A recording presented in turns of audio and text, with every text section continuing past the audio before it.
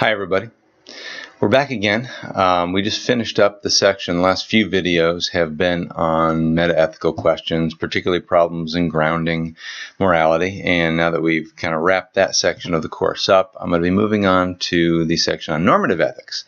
And our very first topic, or theory rather, is going to be on egoism, which is probably one of the more simple and straightforward topics, but I'm going to break it into a few different sessions. This very first one, we're going to be dealing with an introduction to egoism, and then we're going to spend some time talking about an ancient system known as Epicureanism. So I'm going to begin by taking a look at egoism, and I've classified it in a particular way here. On the introductory slide of the PowerPoint, you'll notice it's called Teleological Ethics. I'm going to tell you a little bit about how that term is being used, at least by me. But egoism is also connected with something you may have also heard of known as hedonism. So we're going to be introducing both of those concepts because I think they naturally go together quite well.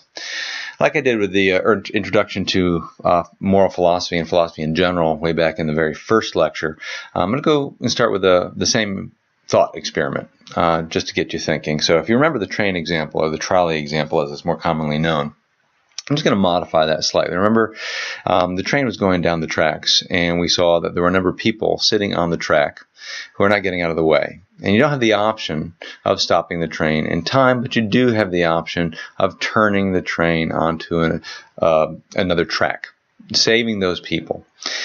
And in the original scenario, there was a person standing on those tracks, worker, and some of you probably thought it's a good option to change the direction of the track so that you'd save more lives. You know, fewer people will be hurt in the instance that you pull the lever to switch the track, and all things being equal, fewer people are injured is a better outcome than more people being injured or killed. Intuitively, I think most people feel that idea, or at least accept that idea to a degree. They can be questioned on a number of levels, and we're going to look more closely at that basic principle when we study utilitarianism a little bit down the road. But what I want to do is kind of change the scenario.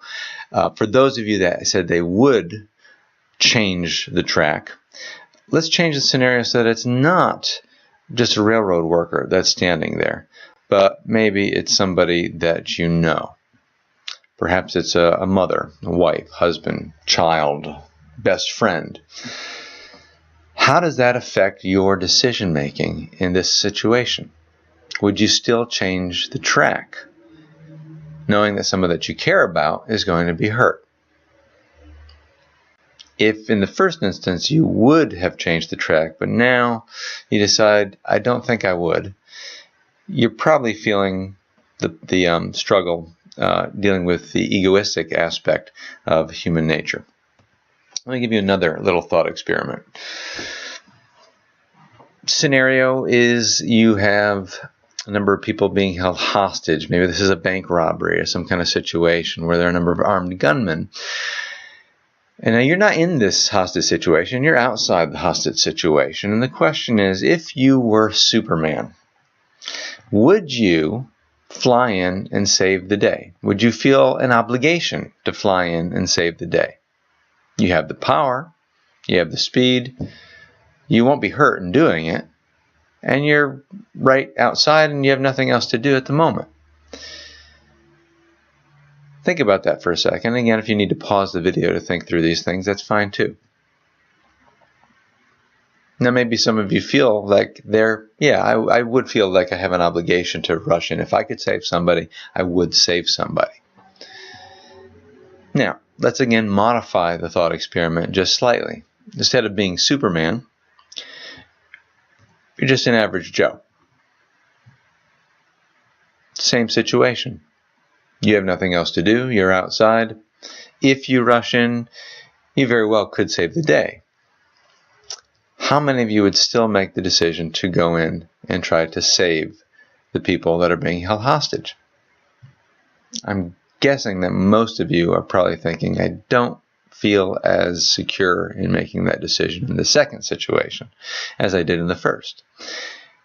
And I think there's one thing that's in the back of your mind, the possibility of failure, which would also result in your own injury or death, or the death of the other people.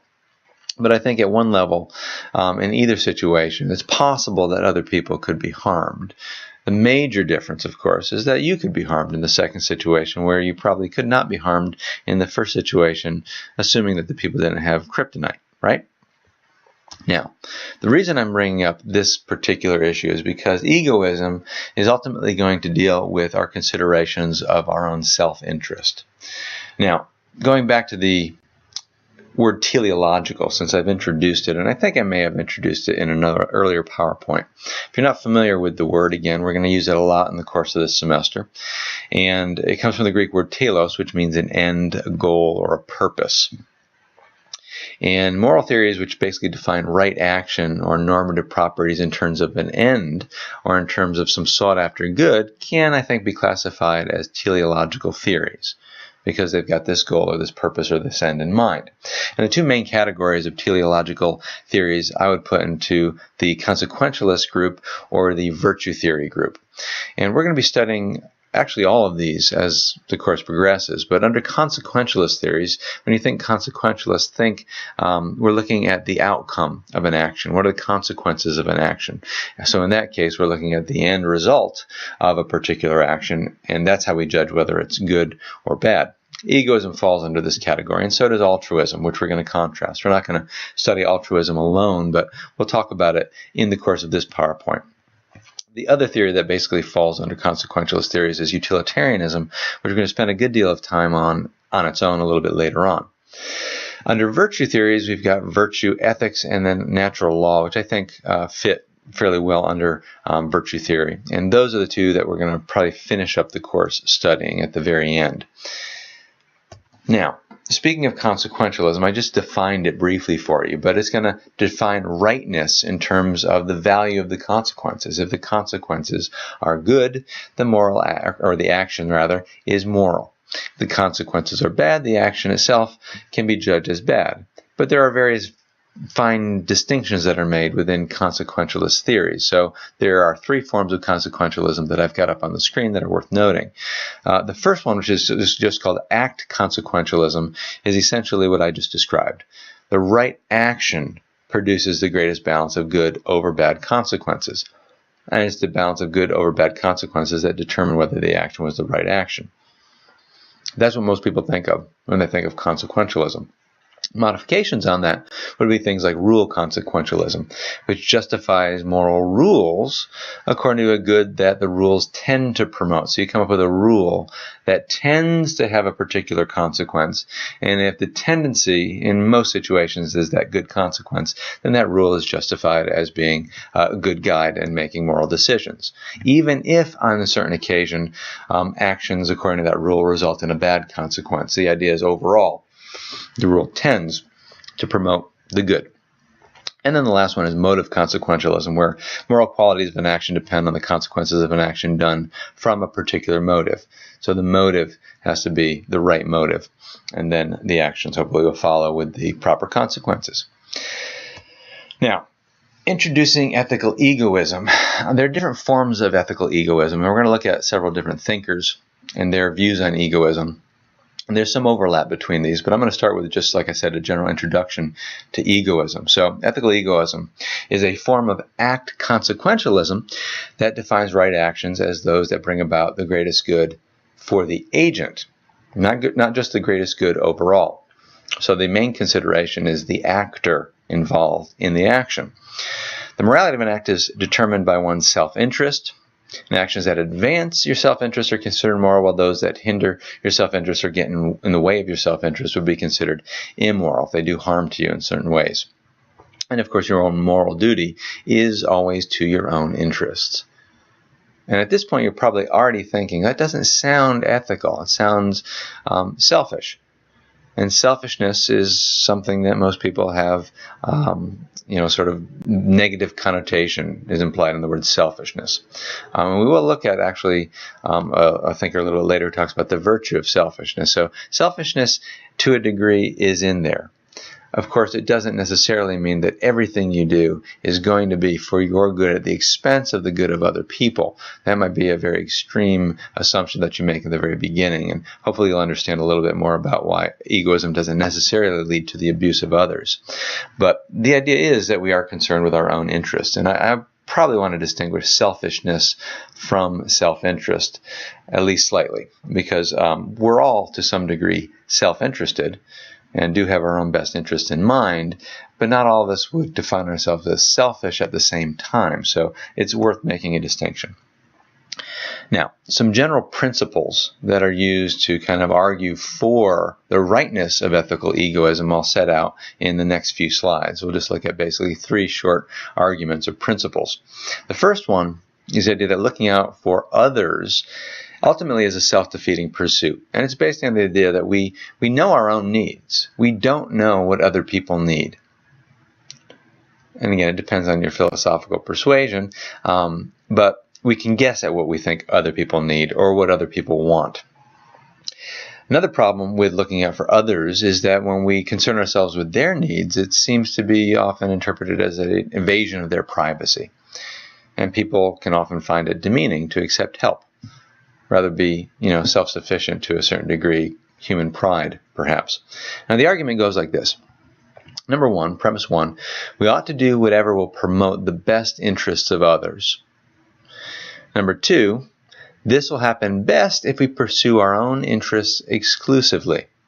Therefore, each of us should adopt a policy of pursuing our own interests exclusively. We can critique this argument maybe at the end of the entire section on egoism. But just keep that in mind. If it's true that looking out for others is a self-defeating pursuit, then of course when we say it's a good thing to look out for others' interests, it would also follow that we could look out for others' interests best if we don't get involved in their affairs where it would demean them, etc. Okay, so that's kind of how that argument works. The second principle is that ethical egoism is the only moral system that respects the integrity of the individual human life. And the argument for that goes this way. Since every person has only one life, this life is of supreme importance. It's the only thing you have, life-wise. Number 2, altruism regards one's life as something one must be ready to sacrifice for another. Remember, altruism, I said I was going to contrast with egoism, and I haven't quite done that yet, but altruism is essentially the opposite of egoism, looking out for the other rather than looking out for oneself. Thus, altruism does not take seriously the value of the individual human life, since we're willing to sacrifice our life for that of another. 4, egoism does take it seriously. Each person is to view his own life as having this ultimate value, an ultimate meaning, and therefore egoism ought to be accepted. Okay. The third and final principle here is that egoism is the hidden unity that underlies kind of our widely accepted moral duties. It actually undergirds a lot of the interaction that we have with other people in a societal level. So people can generally look out for one another in an egoistic viewpoint, but it's ultimately just a working out of our own self-interest. And it would kind of go like this. I'll give you a few examples that are on the screen. You would avoid doing harm to others. Why? Well, because we don't want others to act in that same way to us. They don't want others to do harm to us. Therefore, we would avoid harming other people. The more abusive you are to other people, again, the more you're opening yourself up for some kind of retribution or danger, what have you. Telling the truth, right? Why would we tell the truth? You would think egoists would say, I could do whatever I want. I want to lie if it'll get me what I want because that's in my best self-interest. But ultimately, telling the truth works out in my best self-interest because if I tell the truth to other people, people are going to tend to trust us or trust me and tell the truth to me as well. Same thing with promise keeping. I would keep my promises because it's mutually beneficial. Right? We deal with other people in society. These are things that would actually help us to deal effectively in society. So I don't want you to think that egoism is necessarily going to result in lying and cheating and harming of other people. It wouldn't do that. Okay? So keep that in mind. Now, one big question, and maybe it's not a big question, but some people think egoism as a system seems to be starting and stopping at the same place, and it never really gets you to what most people consider true morality, which often deals with how we treat other people. And there's a Cartesian analogy that I've heard people bring up, and the question is egoism some kind of ethical solipsism? If you look at the bottom of the screen, you'll see that solipsism is defined. It's a view where our only true knowledge is that we can possess is knowledge of our own conscious states.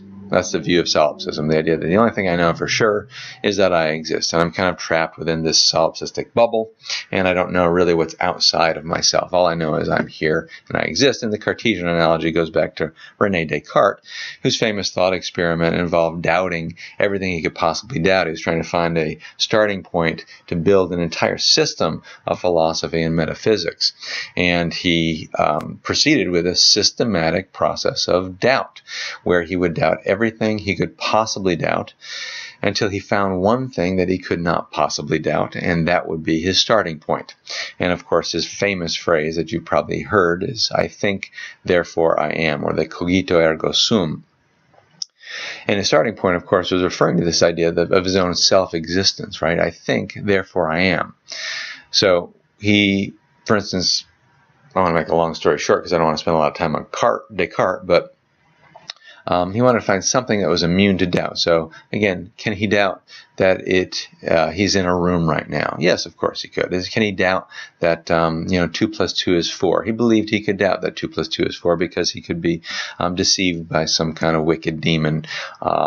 He could be in a dream. Most every experience that we have through the senses, of course, can be doubted on that basis.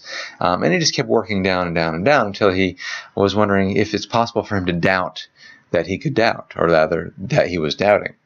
And of course, if you think about it for a second, you can't really doubt that you're doubting, because if you doubt that you're doubting, it only proves, of course, that you're doubting. The more you doubt, the more certain you are that you're doubting.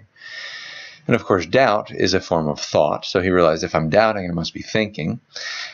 And then, of course, if I'm thinking, well, there's got to be something doing the thinking, which he believed was the I, right? That I must exist in order to think. That's why the phrase, "I think, therefore I am," comes into being. And of course, from that starting point, he wanted to then attempt to get beyond his own knowledge of his self-existence to know other things in sort of a mathematical, geometrical, deductive way. And most people think he utterly fails at doing this. So he tried to bridge the gap between solipsistic state of self-awareness and the external world.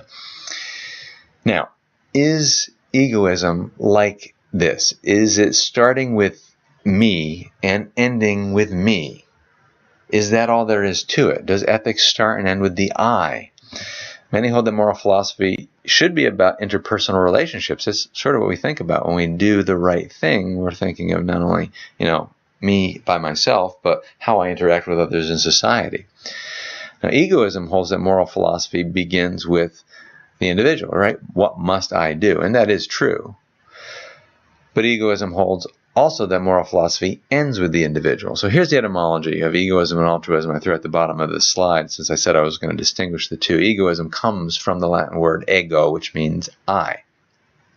And altruism comes from the Latin word alter, which means other. So you want to think is egoism, again, focuses on the I, and altruism focuses on the other. You've all heard, I think, the idea of altruism, being altruistic, caring for others, those types of activities. Giving to charity is an altruistic type of event. Of course, it's not always altruistic. Sometimes people give to charity for a tax deduction. And if you're giving to charity for a tax deduction, is it really because you care for the other, or are you trying to get a benefit for oneself? So you can see how even apparent altruistic actions can be rooted in an egoistic motivation. Okay. Now, going a little bit further, let's talk about two types of egoism that I want to distinguish, and this is where people sometimes get lost and confused for some reason. So try to be very careful and take your time understanding what I mean by each of these. The first term is psychological egoism. And psychological egoism just simply claims that the goal of every act that we perform in our lives is to benefit oneself, right? Is to benefit the subject. In other words, this is just what we do naturally. When I make a choice, the choice that I'm making is driven by the goal of benefiting myself in some way, even if I'm not consciously aware of it. The moral egoism, or the idea of moral egoism, to distinguish it from psychological egoism, isn't just the idea that every action we take is driven by this self-interest, but it claims that the actions that we take ought to be driven by this type of self-interest. So it claims that one ought to act in a way to benefit the subject. Okay, so one is a claim about how we actually are, the psychological claim, and one is about how we ought to be, the moral claim. Okay? And again, you should be familiar with the oughts versus the is. Psychological egoism is a statement about the factual matter of how we behave, whereas moral egoism is trying to prescribe behavior. And I probably just kind of summed up what was on these next few slides, but let's just walk through it so that I don't leave anything out by accident. But psychological egoism here, motivation based on anything other than self-interest, is actually viewed as impossible by the psychological egoist. There's no real thing like altruism at all. It doesn't actually exist. Altruistic demand to sacrifice personal interest for the good of others is actually an impossible demand to meet. We never actually do that. At best, altruism is some kind of disguised self-interest. Like I said, giving to charity seems altruistic, but there could be an interior egoistic motivation for that. Again, so it looks like altruism, but it's really just a disguised self-interested behavior. And we may seem to be acting for another's benefits, but at a deeper level, we're still acting for ourselves. That's the idea.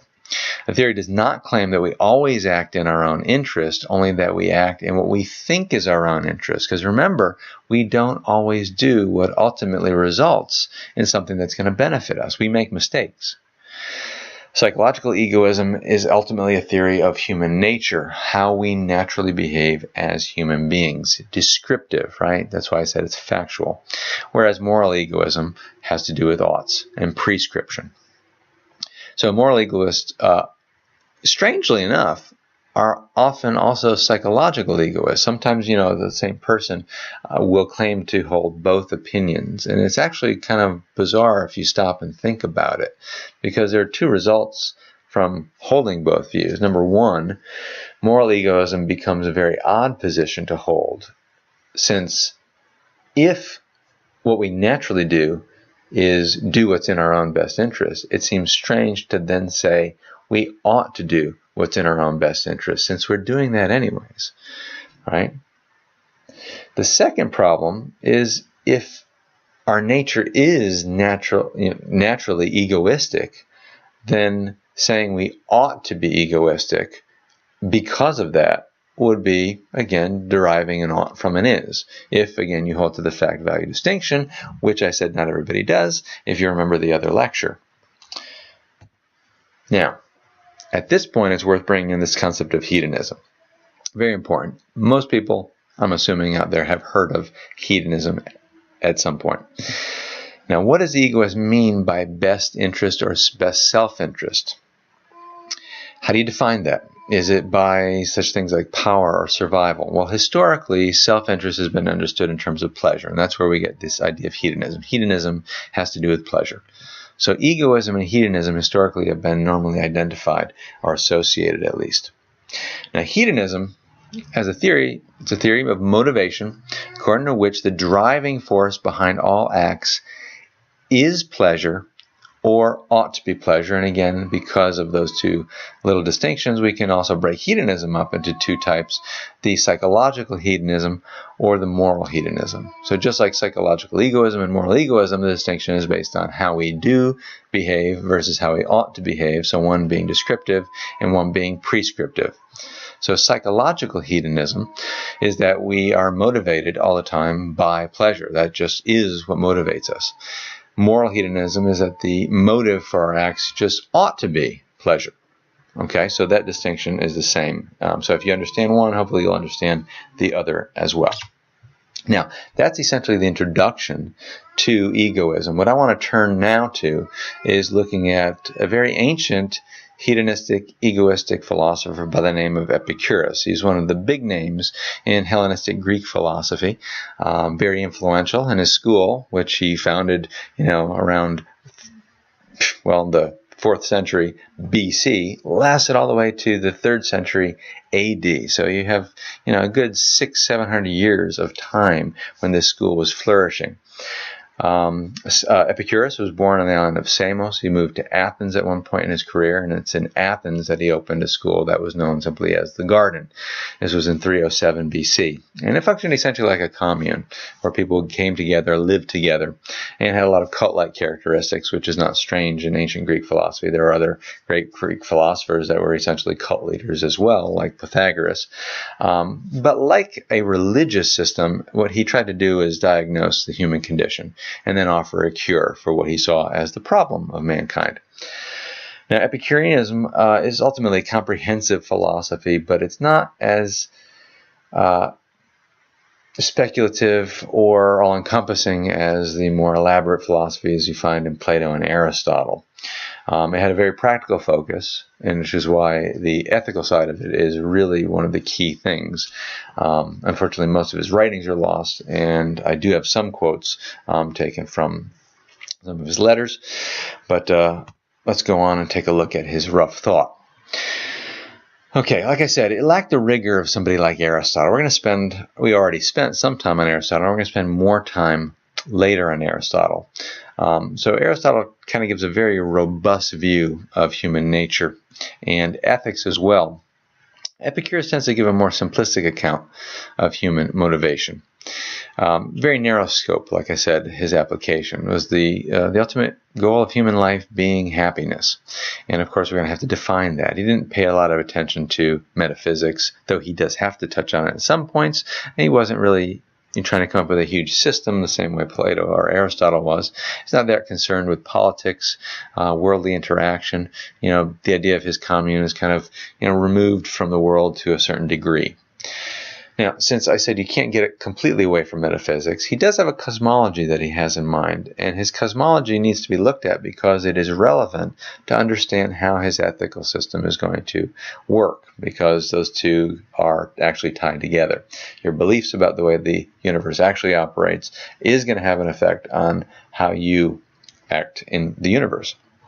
So, Epicurus' physics and metaphysics undergird the ethics and understanding of a correct nature of the world is required for a correct understanding of morality. Now, the system he embraced was something that was called the atomic theory, and it's not modern-day atomic theory, but it is a precursor to modern atomic theory in a certain way. It's much more simple, and it is not based on any kind of observation so much as philosophical speculation. Now, he didn't develop the theory of atomism. It was developed earlier by Leucippus and Democritus, and he accepts what is called the Democritean version of atomism with a few modifications. The idea is that everything that exists is composed of indivisible, unalterable units that are found in reality that are called atoms. Okay? They're very, very small, as you would imagine. So these are the characteristics that an atom would have. It's an indivisible unit, and when I say indivisible, the word atom literally means indivisible, or more specifically, unable to be cut. Okay? It does have a size, a shape, a weight. It is located somewhere in space, and it is in perpetual motion. And there's all kinds of different sizes and shapes among this infinite number of atoms that exist. They happen to be eternal, meaning they've always been there, they always will be there, and they're also indestructible. You cannot break an atom down any further. Like I said, they are uncuttable. Now, everything that exists in the world is a body. Okay? All that exists are body and space. Though space is not necessarily a thing in the same way that body is. Bodies are either the atoms themselves, we could refer to them as bodies, or when these atoms come together, they form compounds, which we could call bodies. So I would be a compound made up of atoms, but of course the atoms themselves are also bodies. Of course, bodies that are compounds cannot be eternal. They can disintegrate, they can break apart, and they can decompose, as can we. Space, or the void, is just this relative nothingness through which these atoms can move. It's the relation between atoms. We'll just call that space. Now, the metaphysics of Epicurus, his atomic theory concludes in what we might call a materialistic metaphysics. Materialism being the claim that everything that exists is matter. You could also call it physicalism. Okay, that everything exists is physical in some sense. Now, what about the concept of soul, or the gods, or the belief in an afterlife, which were big concerns for the ancient Greeks? Well, Epicurus doesn't necessarily dismiss the idea of a soul or the idea of a god. He does dismiss the idea of an afterlife, as you'll see in a little while. And you'll also see why I'm talking about this. But human bodies, he believed, did have souls. But the souls for him, since everything was made of atoms, was also made of atoms. It was a material substance, maybe composed of finer types of atoms that are distributed evenly throughout the entire body. But as compounds, the souls also could decompose much like the bodies, and they weren't eternal. So when the body dies, the soul itself decomposes, and there's nothing of you that actually continues after death. That's why there's no concept of an afterlife for you. Now the gods, on the other hand, are also physical. They're material beings. He never denies the existence of the gods. Epicurus was an empiricist. He believed in sense perception, and he says you don't want to just discount the testimony of people that have claimed to have experience with the gods, because there's all kinds of stories among the ancient Greeks of the gods appearing to men and as men. Now, they would be, again, atomic compounds, possibly a finer type. They would endure longer than humans, but they're unlike human beings. And the main thing for Epicurus is the idea that the gods aren't concerned with human beings. They're out there in their own world, and they're taking care of their own business, and they're not going to involve themselves in your life. So there's no reason to actually bother about them. That was his personal opinion. Okay. Now, with that being said, I'm going to turn to his ethics, and eventually I'm going to show you how these things fit together. So, actually, I'm going to show you a little bit how it fits together right now. So, the relation of the cosmology to the ethics. Epicurus' physics and metaphysics, like I said, support his ethics. And to accept the atomistic materialism is going to be useful in helping you determine your ultimate end, which is called Eudaimonia. This is a standard Greek word that refers to a blessed life, but there are different interpretations on what that looks like. Okay, Aristotle uses the same term, Eudaimonia, and he has a different concept in mind. So how exactly do those two things relate, the cosmology and the ethics? Well, number one, to understand the cosmology is actually going to help you achieve Eudaimonia. We'll see how that is in a little while. And the second thing is that understanding the cosmology also, if his cosmology is correct, it actually might pose a problem or a threat to the possibility of achieving eudaimonia. So it seems like it's going to help you achieve it and at the same time hinder you from achieving it, but in a different way. So let's explain maybe how this could be. The problem is this, and the question, maybe I'll just phrase it as a question: what threat does materialism pose to ethics? And we've actually already looked at this question when we did the meta-ethical section. And of course, it's the question of freedom. Without freedom, remember, there can be no morality.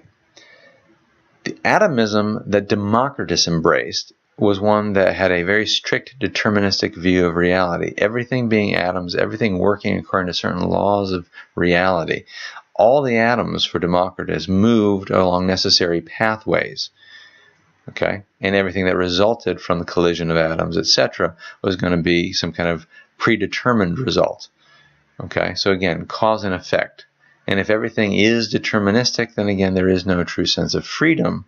So for Democritus, his view entailed that there was no freedom. Now, Epicurus understood that absolute determinism was incompatible with moral responsibility of the agent. And Epicurus is concerned, again, with moral activity. So, he is going to try to come up with a modification on Democritean atomism that is going to allow for the possibility of freedom. And you can judge for yourself whether you think this is successful. Now, the atoms tend to fall downward. They sometimes collide. But Epicurus believed that the atoms sometimes swerved from their paths. And these swerves were unpredictable and uncaused. And these atomic swerves, as we'll call them, allow for the possibility of freedom. How exactly this is supposed to work, I'm not sure. This seems to be some kind of deus ex machina, to just get his theory where he wants it to go. And if it's right, then there may be other problems. For instance, you may not actually result in freedom. Some Epicureans held to this idea that these actions, these swerves, were completely spontaneous. Okay, and again, this was to try to give you the idea of freedom. But again, there's no telos, there's no teleology in these swerves. There's no directedness in these swerves. There's no purposiveness in these swerves. This is some kind of pure randomness. So this spontaneous action is just ultimately random. And this is, again, long before something like Heisenberg's uncertainty principle. Now, here's the problem with this view of spontaneous randomness in motion, is how is that actually useful in trying to understand human action and free actions being purposive? The idea that we do things for a goal. Right? You're setting this up with no teleology whatsoever. And what you're ending up doing is replacing determinism not with actual freedom, but with what we might call indeterminism, almost like this things happening for no reason whatsoever. And that's hard to make sense, again, of human action, since human actions seem to be done for reasons. So maybe that jeopardizes the whole theory. But again, Epicurus was seeking to at least secure freedom so that we can have a meaningful discussion about moral action. Epicurus' ethical program was concerned with eudaimonia. I just used that word. Eudaimonia, meaning happiness, the good life, the blessed life. I already mentioned that Aristotle, Plato, the others used this term as well. And among, the Socrates, Plato, Aristotle, that particular tradition, even though there's some differences there, consistently, these guys would ask questions like, what role, of course, does pleasure play in eudaimonia? They understood pleasure was a good thing, and they understand the goal of human life is to have this eudaimonia. What role does pleasure have in that compound? Because for them, the good life is more than just pleasure. For Epicurus, however, it's not. He identifies the two. So the good life, the blessed life, is the life of pleasure. So, of course, he classifies really as a hedonist. Epicureans make pleasure the ultimate end. It's both your motive for your actions and the goal of your actions. And here's a quote. Pleasure is the starting point and goal of living blessedly, for we recognize this as our first innate good, and this is our starting point for every choice and avoidance. Two fundamental principles here, again, psychological hedonism and moral hedonism. And he, in a way, is going to embrace both. So number one, all human actions are motivated by pursuit of one's own pleasure. And what we ultimately want to do, of course, is to avoid pain. Those two things are going to be contrasted. Under moral hedonism, of course, pleasure is the only what we might call intrinsic good, meaning the thing that is good for itself, for its own sake. And it's a good that ought to be sought. That's what we mean, again, by good, is something that ought to be sought. The only intrinsic evil would be pain, the opposite. And everything else in between is either something that leads you towards or away from one or the other. So Epicurus is definitely an egoistic hedonist. Now, let me clarify a little bit of terminology here, since I'm already using the terms intrinsic and extrinsic. An intrinsic good, like I just said, is something that's good for its own sake. The goodness is in the thing. An extrinsic good, the good is for the sake of some other good. Now, Aristotle thought there were lots of different types of intrinsic goods, things that were just good for themselves, like knowledge and friendship and pleasure and virtue and health. They're all good in and of themselves. We all want those things because they are necessarily good. Epicurus, however, believed that anything other than pleasure is at best a means to an end, the end being pleasure, which means they are instrumental goods. Okay, so he would view these things as instrumental. Knowledge, virtue are instrumental goods. They're not good just for their own sake, but they're good because they will get you to your goal of the pleasureful lifestyle. I'm going to skip over the video since that is not going to be relative here. But now, since I'd already described him as a hedonist, you're going to start to think, okay, so he's advocating a life where you just pursue, every sensation that you could possibly pursue that's pleasurable, right? Excess in sex and drinking and food, fine clothing, all those types of things. And that would probably be it would definitely be a misunderstanding of Epicurus. That would be what we might call a quantitative hedonist. Okay, so it is actually after they again maximizing those sensations.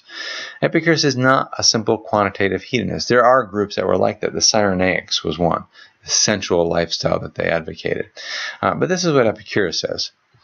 So when we say that pleasure is the goal, we do not mean the pleasure of the profligate or the pleasures of consumption, but rather the lack of pain in the body and disturbance in the soul. For it is not in drinking bouts, in continual partying, enjoying boys and women, or consuming fish and other dainties of an extravagant table, which produce the pleasant life, but sober calculation, which searches out the reasons for every choice and avoidance, and drives out the opinions which are the source of the greatest turmoil of men's souls. So for him, when he's talking pleasure, it's this idea of absence of pain in the body, absence of disturbance in the soul. So the qualification, of course, immediate sensation of pleasure is not the criterion of goodness. Just because something feels good doesn't mean that's what you ought to do. You've got to qualify this. No pleasure in itself, of course, is a bad thing, but the means which produce some pleasures do bring with them disturbances many times greater than the pleasure. That's the problem. You can't have a philosophy of if it feels good, do it, because lots of things that feel good momentarily cause pain down the road. So he is going to advocate moderation, self-control, certain virtues, again, which are I'm just messing up my words, are instrumental goods so that they can get you to ultimate pleasure, which is the avoidance of these painful moments in life. Now, Plato had an interesting critique of hedonism. Is it not ultimately a zero-sum game, this idea of seeking pleasure? It seems that pleasure does balance out pain. If you have a certain lack, we can satisfy that lack with a certain amount of good. You could think of hunger as a certain type of pain, and we can satisfy the hunger with a certain amount of food. After which a certain amount you do not need to keep eating because it only leads further to pain once again, right? So the idea that if there's pain, there is a various pleasure that is going to get rid of that pain and it's going to balance out somewhere in the middle, and ultimately there's no net gain in pleasure, right? That's kind of a critique of the hedonist model, that there ultimately is no benefit besides this neutral state. Now Epicurus, again, when he talks about pleasure, he's talking about the absence of pain in the body or disturbance in the soul. And the word that you want to think of here is the word ataraxia, which literally means unperturbedness, not being disturbed. For Epicurus, it was this serenity of the soul that would last a long time, not a lifetime, ultimately. It consists of an absence of pain, which would include things like fear and desire. We want to eliminate those as well. So Epicurean ethics is a philosophy of self-interest defined in terms of pleasure that's spread out over a lifetime, not the moment right now. This overall state is what he considers the Eudaimonia, this pleasurable state in the long term. Okay, so a happy life is one characterized by the best pleasure, which is this peace of mind. And we make our choices based on what we think are going to be permanence. Okay, again, not temporal pleasures, but the permanent, long-standing status of being unperturbed and lacking pain.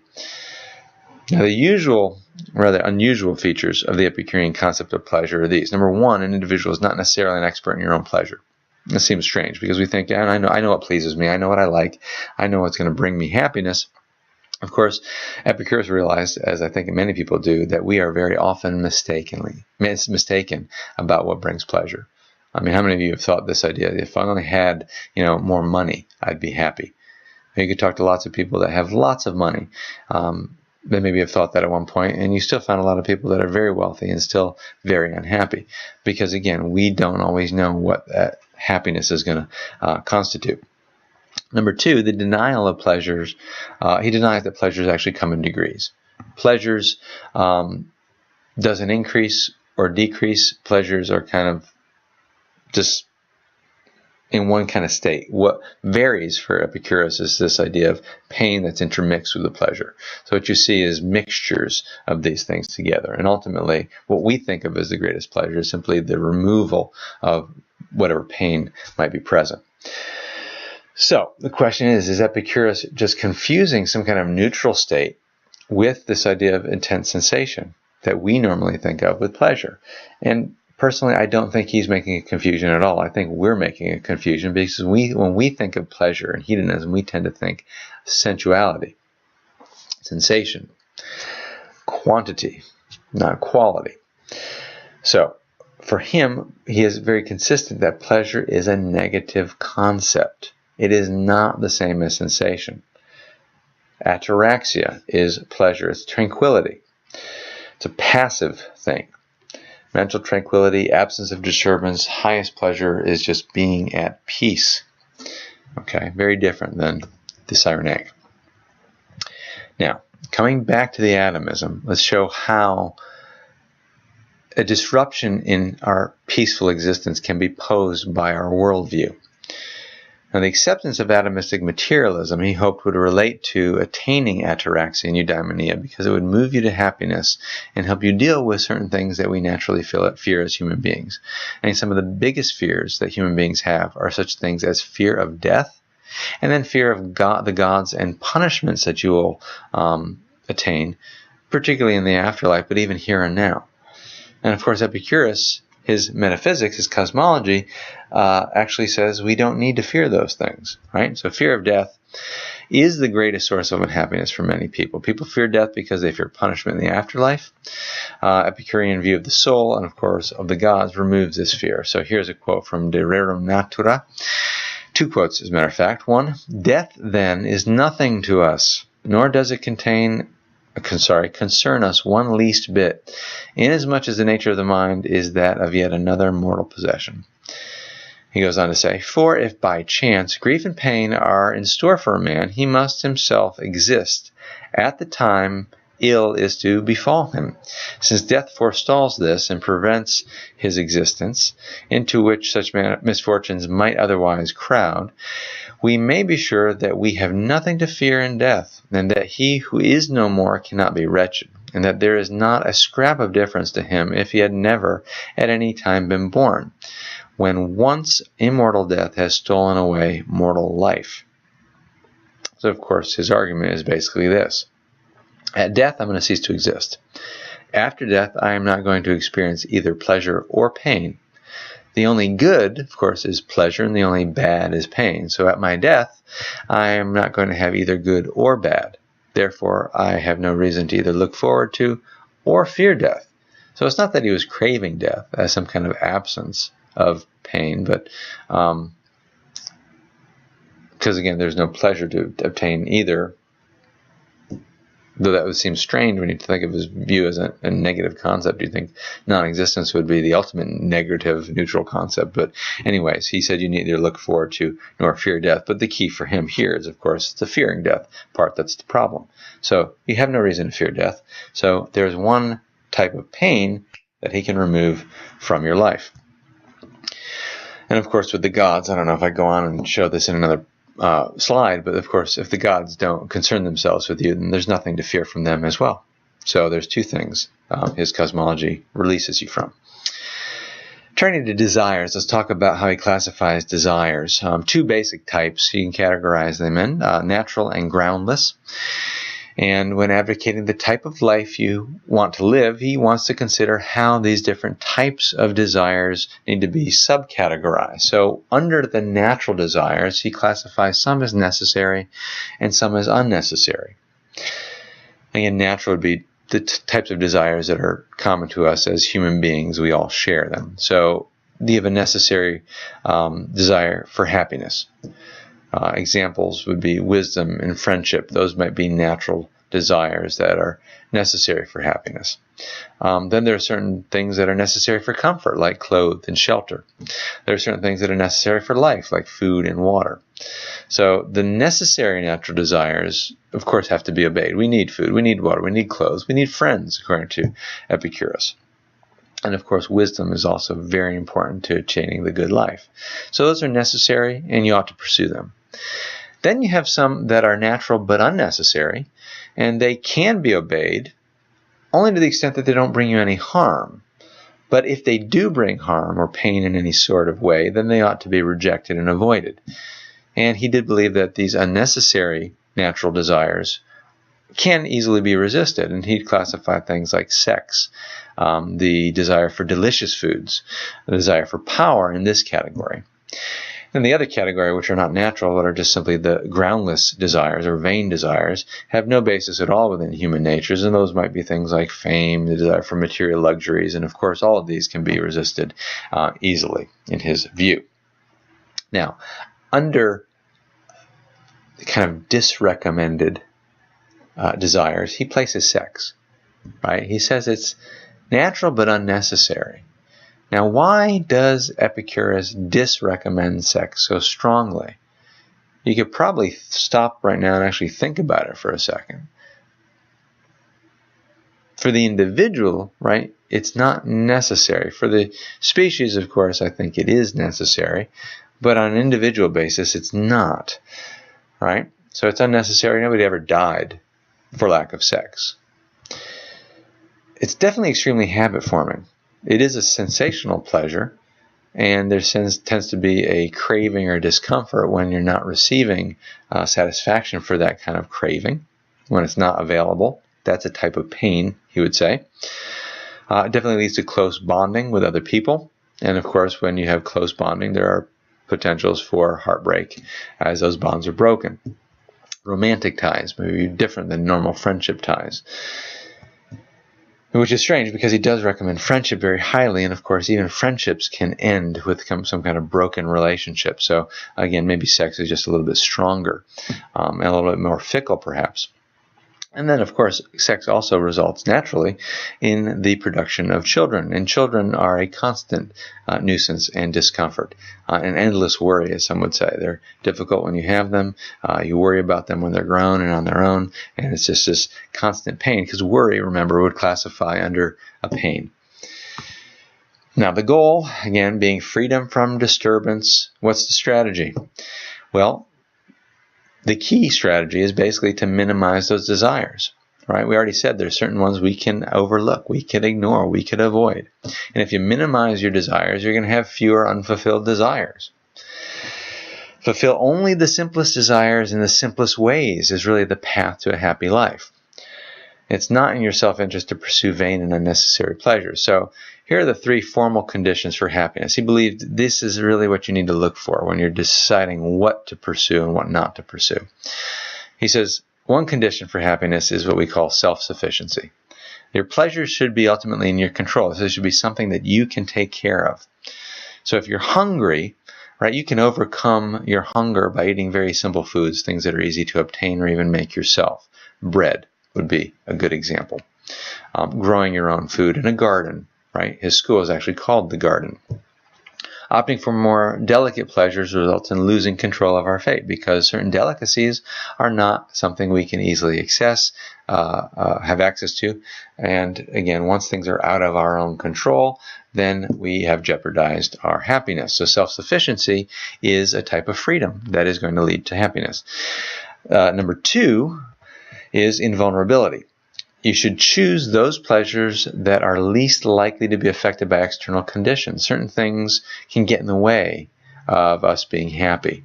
There are certain chance occurrences that can jeopardize these things. Again, going back to the idea of hunger, bread and water, relatively easy to obtain, and they can satisfy your hunger, whereas, again, delicacies are things that can be jeopardized. Maybe the markets are closed, right? Maybe your economic situation can interfere with your ability to buy some of those more expensive goods that you enjoy. So again, they're not invulnerable. Bread, even if I'm having a difficult time economically right now, I could probably afford a loaf of bread. It's the idea of invulnerability, things that are least likely to be, jeopardized by external conditions. And the last one is completeness. We want satisfaction. We want our desires to be fully satisfied. And it's possible, again, only if you have minimal desires. If you have extravagant desires, again, they're going to be difficult to completely satisfy. So those are 3 criteria that he would recommend. Turning to pain, I think we're going to bring up some interesting things to think about. Nothing is worse, again, than pain. The only intrinsic evil, remember, is pain, whereas the only intrinsic good is pleasure. So nothing produces more pleasure, of course, than freedom from this intrinsic evil. And this follows from defining pleasure, again, as ataraxia.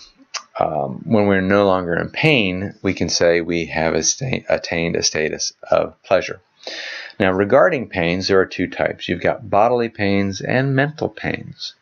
Now, the bodily pains, he says, if you think about them, they're usually short, right? You stub your toe, it hurts pretty bad, but it's over pretty quickly. Or it could be something that is relatively able to be ignored. Maybe you've got a problem that's there for a long time. He believes there is a way to ignore that pain. Maybe it's a mind over matter type of an issue, but that's how he views bodily pains. They're either short or they're ignorable.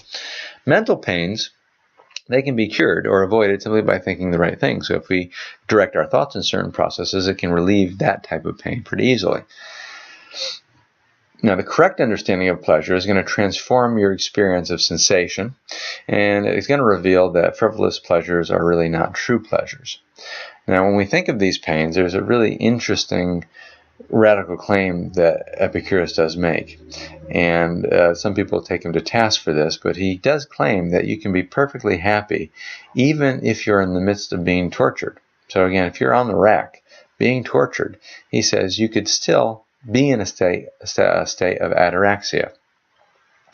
It would be correct to assert that one can be just as happy on and off the rack. And now that definition, of course, a dead man just has as much pleasure as a live one. That's why I was saying before, if it's ultimately this neutral status, non-existence seems to be the ultimate neutral status when it comes to pleasure and pain. But the reason this claim seems so bizarre is because we can't imagine being on a rack and not having some kind of intense pain, especially bodily pain, but also mental pain at the same time, because it's a terrifying experience, psychologically damaging as well as physically damaging. But again, maybe, and again, this is just speculation, perhaps he's saying something that, again, this is a type of pain that could be ignorable if we have control over our mental processes and can direct our mind elsewhere. But for him, again, this is something that could not interfere necessarily with ultimate happiness and ataraxia. And that just bothers some people, that kind of claim. Ultimately, like I said, with the cult-like status of his school, he believed you're looking at the nature of man and looking for a cure for man's condition. His 4-part cure is basically this. Don't fear the gods. Don't fear death. Know what you actually need in life is easy to obtain, and what makes us suffer is also easy to put up with. And if you realize these things, then of course you will have a happy life. Now, where's the role for virtues? There's a whole system like we're going to look at later that's called virtue ethics. But virtues do have a big role to play in Epicurean philosophy as well. Greek philosophy generally equated a good life with a virtuous life. We'll see this when we get to Aristotle. A good life and a virtuous life are essentially synonymous. Now, does the hedonist pursuit of pleasure conflict with pursuing virtue? Because it doesn't seem like virtue fits in with our idea of pleasure. These are the standard examples of virtue, which we call the cardinal virtues: wisdom, justice, self-control, and bravery or courage. And some of these virtues seem to actually require a sacrifice of pleasure. Being brave, right, would require some kind of situation where you're facing a fear, which is, again, a pain. Here's Epicurus' view, and quote, "It is not possible to live pleasantly without living prudently, and honorably and justly, or again to live a life of prudence, honor, and justice without living pleasantly. And the man who does not possess the pleasant life is not living prudently and honorably and justly. And the man who does not possess the virtuous life cannot possibly live pleasantly. So, Epicurus, not necessarily following Aristotle, but like Aristotle, does connect the virtues with the happy life, or eudaimonia. But there is a little bit of a distinction that we need to make. Unlike Plato and Aristotle, Epicurus does not say the virtuous life is the happy life, right? They're not equated. When he's talking about virtue, it seems clear that he's talking about virtue as an instrumental good, right? Virtue is not intrinsic. For instance, you should see wisdom. Why? Well, because it enables you to make good choices regarding pleasures that you're seeking. Why should you be just? Well, you will avoid punishment. Injustice, he says, is not an evil in itself, but only in consequence of the fear which attaches to the apprehension of being unable to escape those appointed to punish such actions. So the just man is ultimately more free than the unjust man. He doesn't have to worry about, there's one less thing he has to worry about, right? Why self-control? Well, self-control is really necessary in helping us to avoid certain desires, especially those that we have little chance of satisfying. And I think it's very true that to live a happy life requires self-control. If you can't control your own emotions and cravings, it's very hard to be happy with those things ruling you rather than the other way around. And of course, why should you be brave? Well, it's because it's the best way to be able to deal with the pain of fear. So the virtues are used to attain pleasures. They're not good in themselves, but they're good for the sake of the pleasure we're after. So that's why he could clearly say that only the virtuous man can be happy. All right. Let me just read through this slide to make sure I'm not leaving anything important out. But the chief virtue, again, being wisdom or prudence, because, again, choice is going to be important. Judicious reasoning about one's own good. This is the one virtue that's focused on self-interest. And again, here comes his egoism. So prudence is the source of all other virtues, as a matter of fact. One will become honest, loyal, just, trustworthy, kind, because we understand, right? We're wise to the fact that such virtues are going to bring about this peace of mind that we're after, this ataraxia that we're after, which is why wisdom really has a prominent place among those virtues. Because if you're not wise, you don't even realize how those virtues are going to get you to where you want to go. But what reason is there to be virtuous if you can get away with not being virtuous? If you could still be happy, content, achieve ataraxia and eudaimonia without virtues? Well, on Epicurus's view of things, there probably is no reason that you would need those virtues. Okay? Because again, they're not goods in themselves. They're only means to an end, and if you can attain the end without the means, then there's no need for the means. Nearing the end now, I just want to say a little bit of word on friendship. I mentioned that, within his commune, it was a very important thing for the Epicureans to be in friendships with other members, and he placed a very high value on friendship. And this could also seem very strange for an egoist, because of the aspect of friendship that requires what we seem to think of as true altruism. Epicurus says that friendship is important to happiness, and he does advocate being a true friend, an altruistic friend, right? If you're not altruistic to some degree, you can't really be a true friend. True friendship involves sometimes sacrificing your good for the sake of somebody else's good, and that seems very odd to be willing to do if you are an egoist. None of his writings that we have, like I said, we don't have very much of his writing, but none of his writings actually explain how this is supposed to work. But we just know that he advocates friendship. What does he say about it? Here's a quote. All friendship is desirable in itself, which also sounds very strange, since he said pleasure is the only intrinsic value. Yet here he's saying friendship is desirable in itself, though it starts from a need for help. Now that indicates a certain dependence that we have on other people, right? The idea of a need for help. There's where the egoism, I think, could easily be seen to come in. This seems to run counter to the requirements for happiness, however, because he set up these three criteria, one being self-sufficiency. Well, if you're self-sufficiency and you can't be self-sufficient, if you have to rely on somebody else, right? Friendship, it seems to be counter to self-sufficiency. And invulnerability also, because friendship makes you vulnerable to the other person, their needs, their desires, again, broken relationships and those types of things. He says, of all things which wisdom acquires to produce the blessedness of the complete life, far the greatest is the possession of friendship. Friendship seems to be fully compatible with the third criteria, which is completeness. Matter of fact, it seems to be a requirement for completeness. He says, if his friend does him wrong, his whole life will be confounded by distrust and completely upset, which goes back to the problem with why it doesn't seem to be satisfying the invulnerability criteria. So the reason to be loyal to a friend to the point of death may be because a lack of loyalty disturbs the mind, and the real value of friendship may be the pleasure that it provides in that security. The question, of course, is this true altruism? Right? Like I said, to be a friend to somebody else, and a true friend, it would require what I think of as true altruism. His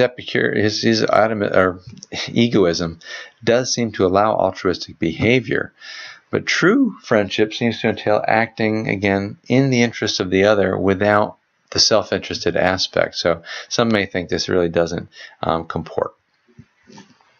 Some problems with Epicurean moral philosophy. It'd be hard, I'm just going to go through a few of them here. It seems to be hard to convince somebody who takes pleasure in loving their family and loving their children. It'd be difficult to convince those people that it would have been more pleasurable not to have a family and not to have children, to have avoided sex and all the things that come along with the burden of a family. That seems counterintuitive, at least to maybe people that enjoy their family. Maybe not everybody. I mean, there are all kinds of people that have families that don't always get along so well, and it can be a great pain. But you may grant that tranquility is the greatest pleasure, but how do you know that numerous other pleasures are not worth more in the whole?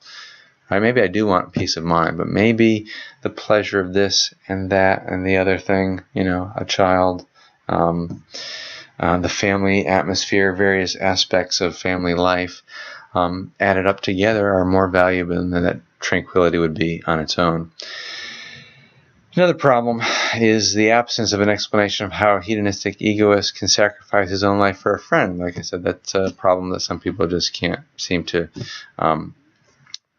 resolve. And then the last problem is the the absence of a real explanation on how a hedonistic egoist can really claim to be perfectly happy while they're being tortured. So those are a few of the challenges that have been raised. But Epicurean philosophy is, I think, pretty interesting. And at a certain level, I think it's a fairly practical method of living a fairly peaceful life. I think there's some principles that are worth applying even to your life. You don't have to be an egoist or an Epicurean to realize the wisdom in some of his advice. But for now, I'm going to end this particular video. And when we pick up again, we're going to be looking at egoism in connection with Thomas Hobbes. That'll be rather brief. And then in the third video on egoism, which will also be a little bit briefer than the Epicurean video, we'll be looking at Ayn Rand and her objectivism. So until next time, again, thank you for watching, and keep studying, and I'll talk to you later.